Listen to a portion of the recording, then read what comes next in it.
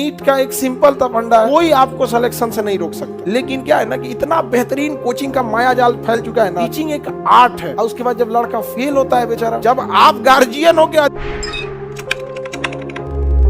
AIIMS में तो खैर बातें अलग, इंडिया लेवल की चीज हो जाती है। अच्छा, उसमें एम्स में ईमानदारी के एक रीजन भी है ना।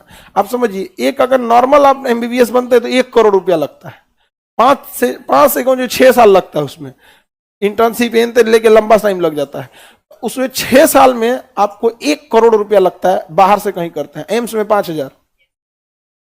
आप अंतर देख रहे हैं। एम्स में अगर आप करते हैं 5,000 में खत्म।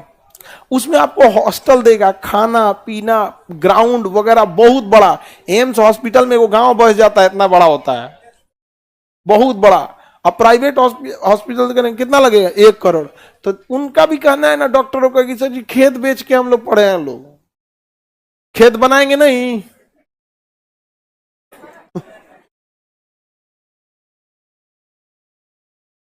हाँ, तो नीट का एग्जाम दीजिएगा तभी ना एम्स कॉलेज मिलेगा। बढ़िया नंबर देना पड़ता है, बढ़िया नंबर लाएंगे वो भी। और नीट वगैरह में भी क्या है ना कि देखिए, नीट का एक सिंपल सा फंडा है, अगर आपकी एनसीईआरटी कंप्लीट है तो कोई आपको सिलेक्शन से नहीं रोक सकता है, अगर एनसीईआरटी कंप्लीट है तो। लेकिन क्या है ना कि इतना बेहतरीन कोचिंग का माया जाल फैल चुका है ना नीट में कि एडमिशन लेने जाइएगा तो हर एक कोचिंग वाला अपना एक नेक्सस बना के रख लिया है कि हमें बताना ही नहीं कि इसे कौन टीचर पढ़ाएगा। आप 2 लाख रुपया दे दीजिएगा, नीट में 1 लाख रुपया दीजिए, उनकी फीस सबसे ज्यादा है। समझ में आ गया? यूपीएससी वालों की तो हम खटिया खड़ा कर दिए यहाँ पे दिल्ली में। सब हमको ना ऐसा घुस जाता है ना कि आदमी आ गया यहाँ पे, एकरा तो नहीं चाहिए पैसा, हम लोग को कहे नहीं कमाने देता है ये आदमी, नहीं समझे? तो अब वो लोग नहीं बढ़ाता। अब कैसे फीस लिखता है दिल्ली में पता है? 1.5 lakh fees, 70% of. Special discount 80%, Diwali discount, सब लोग को यहाँ पे। और सबका स्टाफ वगैरह जो होता है सब कहता है सर सब आपको ना यहाँ पे ऐसे ऐसे बोलते रहता है। हम कहे ठीक है, कुछ की बददुआएं हैं तो लाखों की दुआएं भी हैं, नहीं समझे? तो आप देखिएगा नीट में ना कभी नहीं बताएगा। अच्छा, ये गार्जियन की जिम्मेदारी भी है, बच्चे को सुसाइड कराने में सबसे बड़ा स्टार्टिंग वहीं से वो कर देता है। भाई जब आप अपना बच्चे का एडमिशन 1 लाख 1.5 लाख जब किसी कोचिंग में देते हैं, आप वहां पूछना चाहिए ना कि हमारे बच्चे को 1 साल 2 साल का ये जो कोर्स है इंजीनियरिंग मेडिकल का, कौन टीचर पढ़ाएगा?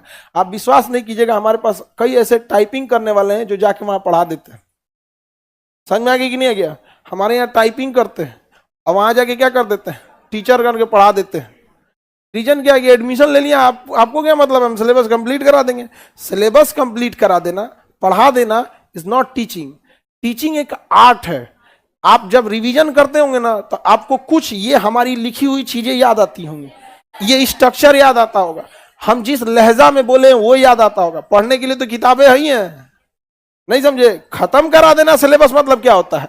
वो एक टीचर का काम होता है किस तरह से उसके दिमाग में उतार रहा है। यहाँ पर अब कहीं पे भी इस चीज को ध्यान से समझ, वहां बताता ही नहीं है। और उसके बाद जब लड़का फेल होता है बेचारा, या फिर वो उसका नंबर खराब आता है, डिप्रेशन में चला जाता है, तो गार्जियन उसको कहते हैं कि इतना पैसा लग गया, कर्जा लेके पढ़ाए थे। अरे काउंटरवा में जब पैसा देने गया तो मुंह में दही जमल था।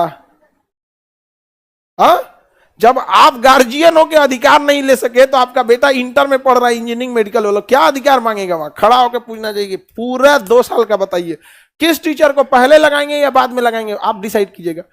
लेकिन आप तो बता दीजिएगा ना यहाँ पे। अब हम ही लोग यहाँ पे देखिए बीपीएससी क्लास ले रहे हैं, पता है ना आपको यही टीचर पढ़ाने वाले हैं आपको। अब वो हम लोग डिसाइड आगे करते हैं ना कि कब किन का क्लास लगेगा। कभी कोई आगे, कभी कोई पूछे। अब कभी मान के चले कोई सर हैं जो इलाहाबाद में क्लास ले रहे हैं, कभी कोई दिल्ली में, तो आगे पीछे होना वो अलग बात है, लेकिन पढ़ा कौन रहा है ये अलग बात है। समझ में आ गया कि नहीं? क्या हालांकि हम लोग जब स्टार्ट किए थे बीपीएससी, किसी टीचर का नाम नहीं बताए थे, इवन यूपीएससी में। खैर लड़कों का भरोसा था कि खान सर कभी गलत नहीं करेंगे, और इंडिया का सबसे बेस्ट ले आके दिए हम यहाँ पे। अब पता नहीं कहाँ सुतल रहता है सब नीट वाला।